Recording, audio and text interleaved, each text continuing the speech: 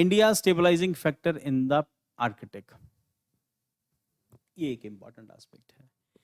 At the India-Russia Arctic Conference, Russian ambassador to India emphasizes India's growing role in stabilizing force in the Arctic, especially amid increasing NATO militarization in the region.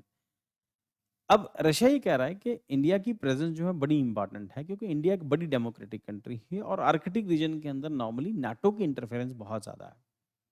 और India की जो presence और America के साथ उसके जो relations हैं, plus Europe के साथ उसके जो रिलेशंस हैं, वो कंडीशंस को बैलेंस कर देते हैं। तो रशिया के ऊपर उतना प्रेशर नहीं आता जितना आना चाहिए because of the presence of India. और रशिया का जो ईस्टर्न पार्ट है, जो ईस्टर्न जो रशिया है, फार ईस्ट एशिया जो रशिया का पार्ट है और जो एशिया के अंदर आता है, उसमें ना मिनरल्स की पॉसिबिलिटी बहुत ज़्यादा है और इंडिया बड़े लंबे टाइम से वहाँ पर रशिया के साथ ना एक्सप्लोर कर रहा है, गैस एक्सप्लोर कर रहा है और पेट्रोल एक्सप्लोर कर रहा है। तो वहाँ पर फिर इंडियन कंपनीज का भी रोल है, ओएनजीसी विदेश का रोल है उसके अंदर, तो they are exploring the gas and oil there. So India's Arctic policy, India strategic and economic interest in Arctic. तो आर्किटिक पॉलिसी क्या कहती है? Adopt a whole of the government approach focusing on climate change, scientific research, sustainable development and governance. However, it does not address the increasing militarization and great power rivalries. Need for the policy expansion, India must incorporate the seventh pillar addressing geopolitical dynamics to safeguarding the long-term strategic interest. So, India अपनी उस ability को, अपनी authority को, उस power को use करके इसको balance कर सकता है. And economic opportunities in Arctic, melting ice is reshaping global shipping routes. अब ग्लोबल शिपिंग रूट रशिया के ऊपर के एरिया तो जमा रहता है सारा साल, है ना। अब इसके आ जाने से शायद कुछ चेंजेस आ सकते हैं। Northern Sea Route NSR offers limited direct benefit for India, however linking the International North South Transport Corridor INSTC and Russia's unified deep sea water cloud deep sea system unified deep water system could reduce the trade cost. अगर ये सब कुछ हो जाता है वहां पर वो सी रूट खुल जाता है और उसके साथ साथ आइस वहाँ पर जो ना अगर मेल्ट होती है तो इसके लिए रशिया के लिए एडवांटेज ये है कि उसकी ट्रेड कॉस्ट कम हो जाएगी, plus boost economic development Russia के लिए। और Chennai Vladivostok Eastern Maritime Corridor could integrate with NSR potentially reducing the travel time in Europe by 2 weeks. तो चेन्नई और व्लादिवोस्टोक, चेन्नई आपको पता है इंडिया की ईस्टर्न कोस्ट के ऊपर है, व्लादिवोस्टोक से चेन्नई के लिए सी रूट जो है डेवलप हो जाएगा, तो जो इंडियन इकोनॉमी के लिए और चाइना की इकोनॉमी दोनों के लिए बहुत अच्छा रहेगा।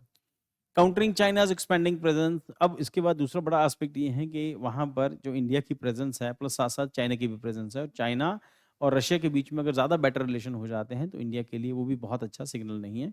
तो इंडिया को उसमें कहीं ना कहीं है ना फिट होने जाना चाहिए या फिट होने की कोशिश करते रहना चाहिए। Then US $10 billion investment in Russia's Arctic energy and infrastructure. Now the point is ये दोनों rivals हैं, but still USA ना $10 billion की रशिया के अंदर इन्वेस्टमेंट कर रहा है, क्योंकि वो भी मिनरल्स एक्सप्लोर कर रहा है। इसी करके आपने देखा होगा कि अमेरिकन पॉलिसी में रिसेंट ईयर्स में चेंजेस आए हैं, खासतौर के ऊपर ट्रंप के पीरियड के अंदर। They are not taking Russia as a rival. Then उसके बाद poses a strategic challenge to India. India strategy क्या है? Collaborate with Russia on NSR and Arctic development, secure in energy supply, prevent Russia's over reliance on China. ये भी एक aspect है। तो Russia balance रहेगा चाइना और इंडिया के बीच में, तो रशिया के लिए भी बेटर है, हमारे लिए भी बेटर रहेगा। देन उसके बाद navigation geographical dynamics, China claims itself as a near Arctic state, intensifying competition in the region. India's approach emphasizing sustainability and research, but must also strengthen its strategic autonomy, actively engage in Arctic affairs to secure energy security and geopolitical influence. So ये Russia का ये जो area है जिसको India भी explore कर रहा है, और इसके अंदर जो चांसेस हैं वो कंपैरेटिवली एक्सप्लोरेशन के और मिनरल्स के चांसेस इस एरिया में काफ़ी ज़्यादा हैं। इसके साथ जापान लगता है, फिर नीचे इसके चाइना है, फिर बाकी की जो आइलैंड कंट्रीज है वो आ जाती।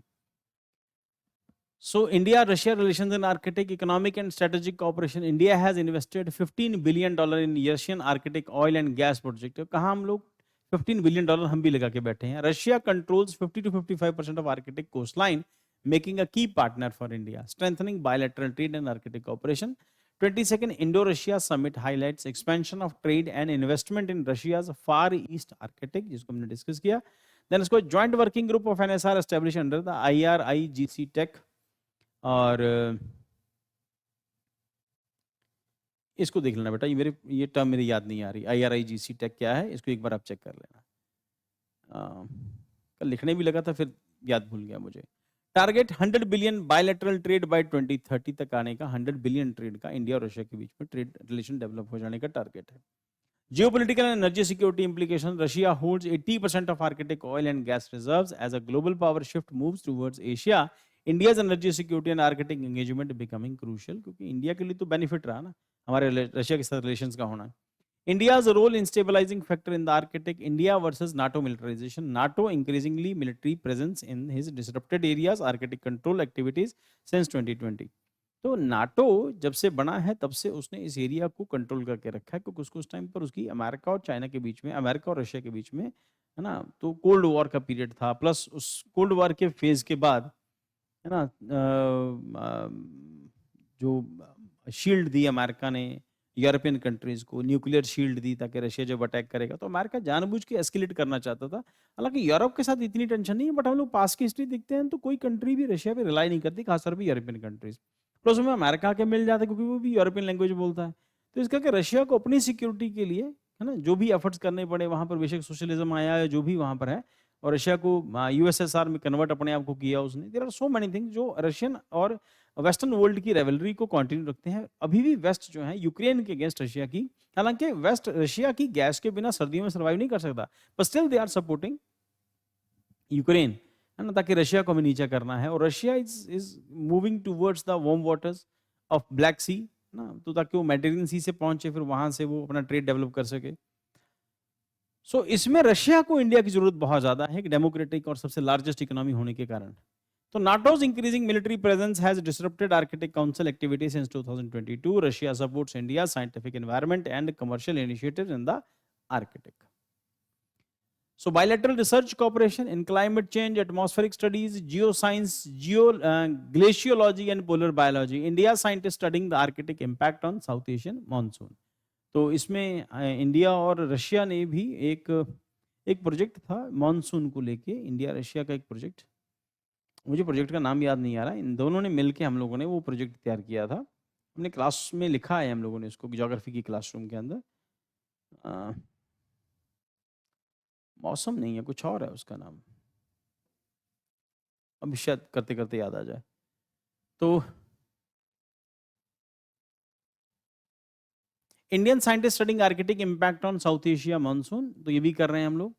और institutional involve Arctic and Antarctic research institute Russia, Indian national centre for polar oceanic research, 2024 MOU signed for enhanced Arctic research collaboration, energy and mineral resource cooperation, joint venture in Arctic energy and mineral extraction in progress, utilization of the North Sea route, strengthening maritime cooperation on cargo transit and Arctic shipbuilding, MOU on NSR cooperation under the negotiations, expanding India's Arctic research infrastructure. Russia offers India's vacant Arctic research and station to support its polar initiatives. So India's strategic investment. Prime Minister Modi 23 visit Moscow reaffirmed commitment to Arctic and Far East cooperation. Goal क्या है? Establish a stable, efficient transport corridor to greater Eurasian connectivity. Conclusion: India's role in Arctic is evolving beyond scientific research and sustainability towards strategic engagement and economic opportunities. Now, ये वाली news कहाँ पे काम आएगी? ये news काम आएगी international relation के सेक्शन में, इंडिया रशिया इंटरनेशनल रिलेशन के सेक्शन में, इंडिया रशिया रिलेशंस, वहां पर ये न्यूज काम करेगी। चलो, तो आज की